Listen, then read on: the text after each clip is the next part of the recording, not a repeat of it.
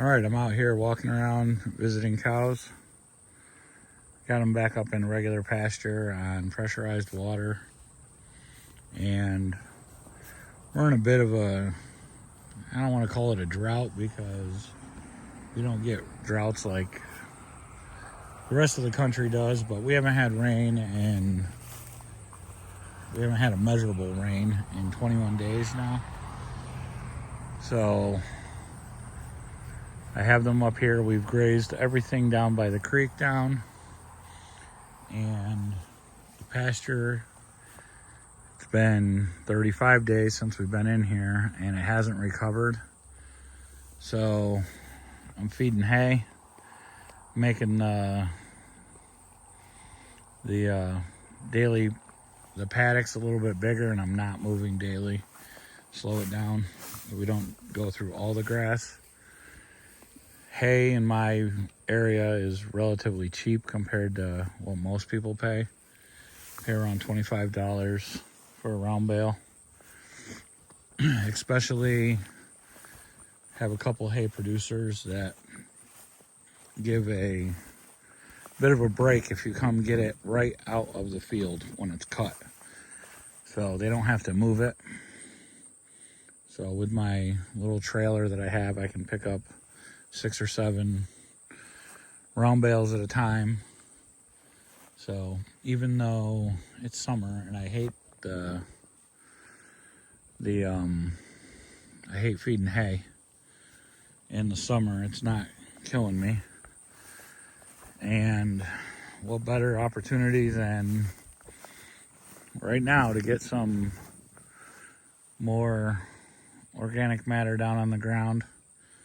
Can walk around. What I do is I look around for the spots that are the least palatable to cows. I don't know all the species of the grass 100%, but like right there's some yellow nutsedge, and I just observe. I've just been observing what they won't eat when we do our moves, and those are the areas that get the hay. So right up in there where I have that round bale, that's all yellow nutsedge. And the other thing that I've been doing since I go through the hay a little slow is I try to make, when I make my move, we were over here, you can see they grubbed that down pretty good. Then I went and moved the fence back, put the hay close to the edge. So move the fence back so the hay spot is still the same spot, even though we're into a larger paddock or into a different paddock. Keep the water. Originally where my water tank is, I didn't move it. It was right down the step-in post fence line, and so I just moved that back to there. This isn't the best situation, but when we started grazing this field years ago, there was almost no clover in here. It was basically all just nutsedge, ragweed, and goldenrod. So we've made a huge improvement, and the only thing I've used are cows and feeding hay. So like I think I've said in the other one, I don't buy any hay that's been sprayed. And I actually, when I was originally finding people to buy hay from, find weedy hay, because weedy hay is going to have clovers in it. I've seen a little bit of bird's foot come up, and most of this hay is Timothy, which is a great cool season grass. In this part of New York State, we don't have a lot of warm season grasses. So some summers it's not warm for the whole summer. So we're just making do with what we got. And the longer I keep them in these, the longest I'll keep them here is 3 days.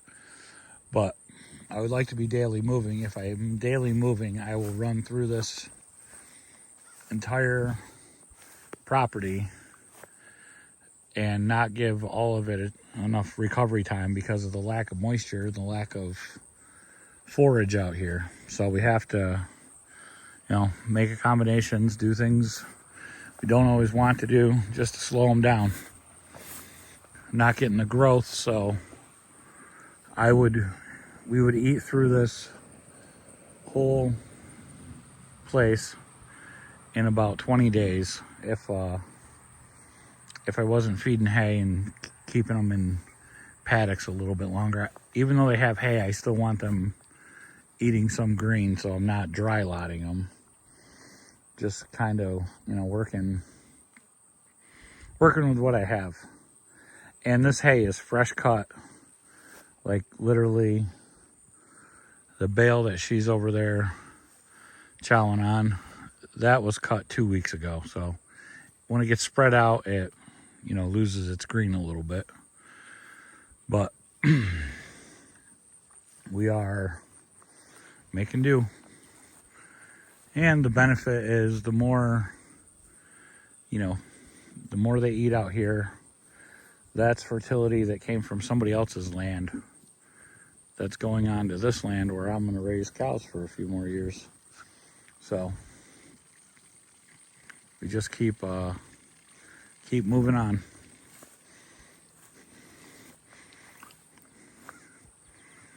They are feeling lazy today. It's not really even hot. It's only 78 degrees out. But it's the afternoon. They're all full. They went up through here and started eating. So, just making a video. If you like this video, hit thumbs up. This is small scale regenerative cattle grazing. 7 cows. Have a good day.